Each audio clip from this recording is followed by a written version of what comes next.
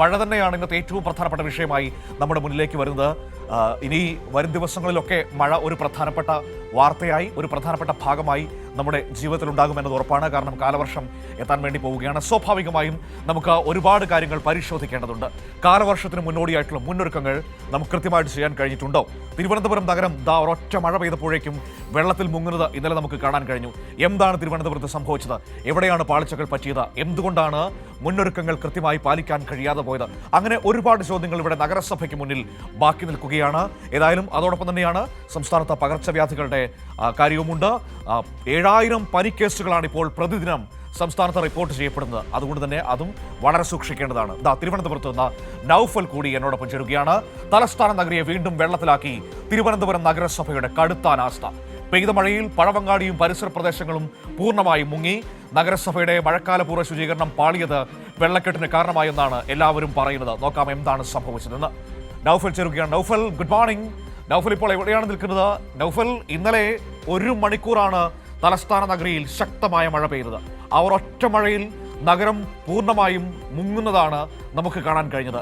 വെള്ളം ഇറങ്ങിയിട്ടുണ്ടോ? വെള്ളക്കെട്ട് പരിഹരിക്കാൻ കഴിഞ്ഞിട്ടുണ്ടോ? ആദ്യം അതിനെക്കുറിച്ച് പറയാം.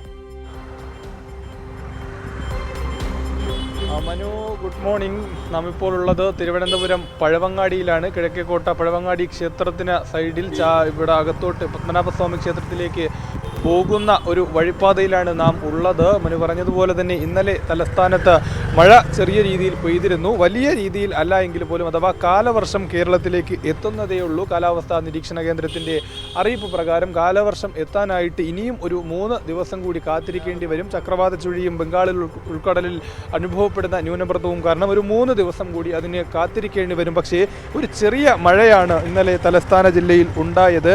ആ മഴയിൽ ഇന്നലെ തലസ്ഥാനത്തുണ്ടായ ദുരിതമെന്ന് പറയുന്നത് ചെറുതല്ല. നമുക്ക് മുമ്പിൽ കാണുന്ന ഈ കാഴ്ചകൾ തന്നെയാണ് അതിന് ഏറ്റവും ഉദാഹരണം.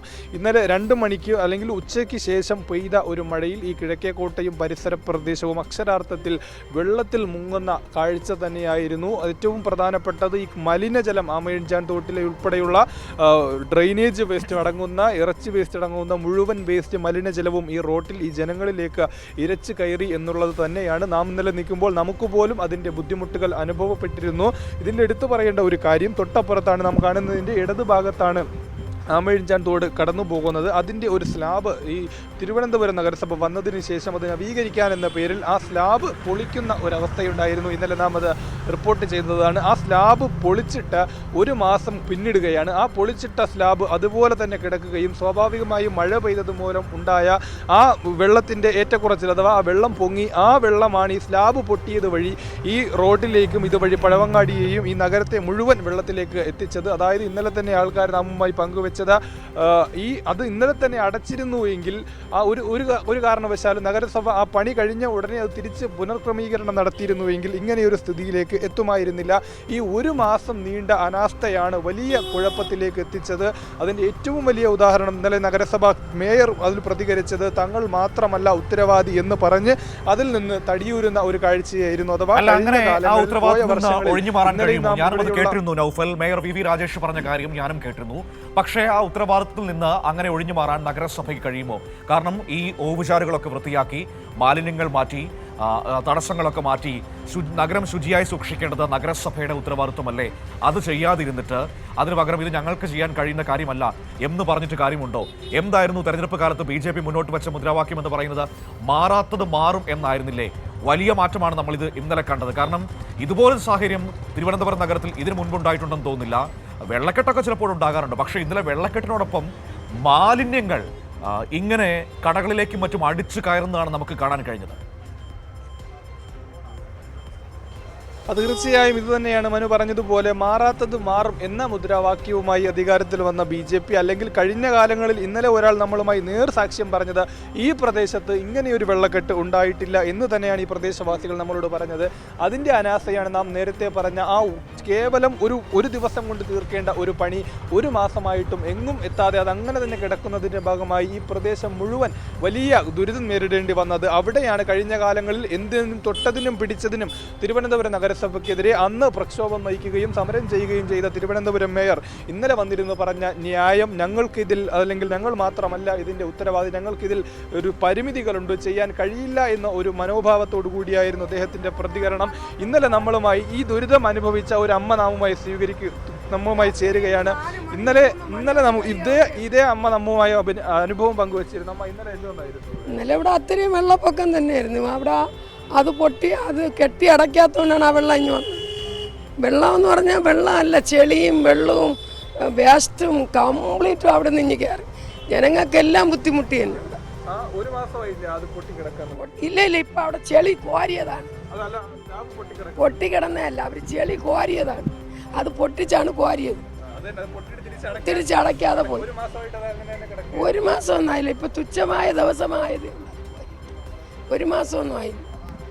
അതുതന്നെയാണ് ഇന്നലെ നാം ഇവിടെ ഇതിൻ്റെ ഏറ്റവും വലിയ ഒരു ദുരന്തം അനുഭവിച്ച ഒരു അമ്മ നമ്മൾ നേർക്കാഴ്ച കണ്ടതാണ്. അവർ ഇന്നലെ തന്നെ ഇത് ഉച്ചയ്ക്ക് ഈ വ്യാപാരം അവസാനിപ്പിച്ച് ഇവിടെ നിന്ന് മടങ്ങേണ്ട ഒരു സ്ഥിതിയായിരുന്നു.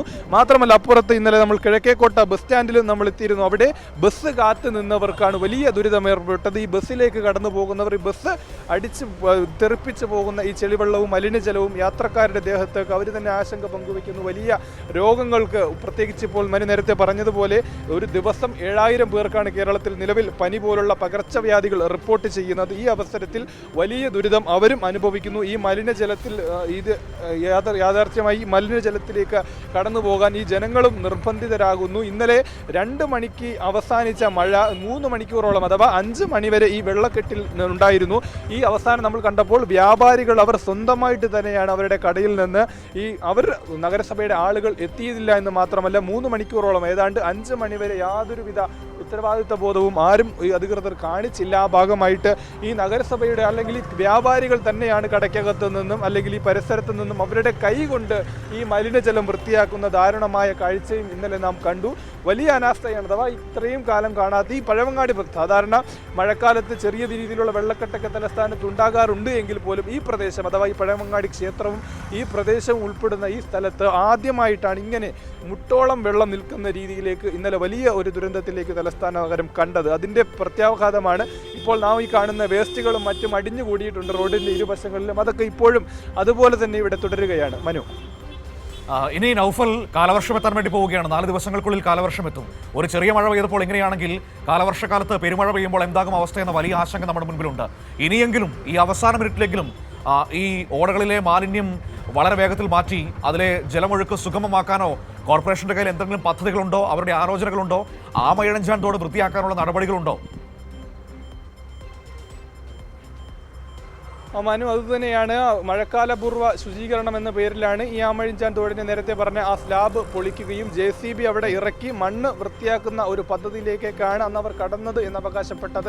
അത് ഏതുവരെ എത്തി, അതിൻ്റെ പുരോഗമനം എന്താണ്? മേയർ ഇന്നലെയും അവകാശപ്പെട്ടത് എല്ലാ വാർഡുകളിലും 101 നഗരസഭയുടെ 101 വാർഡുകളിലെയും ഓടകൾ വൃത്തിയാക്കാനുള്ള പദ്ധതികൾ നടപ്പിലാക്കുന്നുണ്ട് എന്നൊക്കെ അവകാശപ്പെടുന്നുണ്ട്. എങ്കിലും അത് എത്രത്തോളം വിജയകരമായി എത്തി? മഴക്കാലം ഇനി 2-3 ദിവസത്തിനകത്തേക്ക് കേരളത്തിലേക്ക് കാലവർഷം ശക്തമാകും എന്ന കാര്യത്തിൽ സംശയവുമില്ല. അപ്പോൾ ഇതിനേക്കാളും വലിയ ദുരന്തമാണോ കാത്തിരിക്കുന്നത്?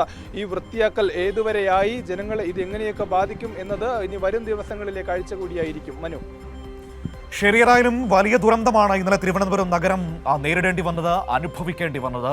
കാരണം അത്രമേൽ നഗരം ഇങ്ങനെ വെള്ളത്തിൽ മുങ്ങിക്കിടക്കുന്ന ഒരു കാഴ്ച അതാണ് നമുക്ക് ഇന്നലെ കാണാൻ കഴിഞ്ഞത്. ഏതായാലും കാലവർഷം ഇനി വരാൻ വേണ്ടി പോവുകയാണ്. സ്വാഭാവികമായും വരും ദിവസങ്ങളിൽ വീണ്ടും ശക്തമായി മഴ പെയ്യാനുള്ള എല്ലാ സാധ്യതയുമുണ്ട്.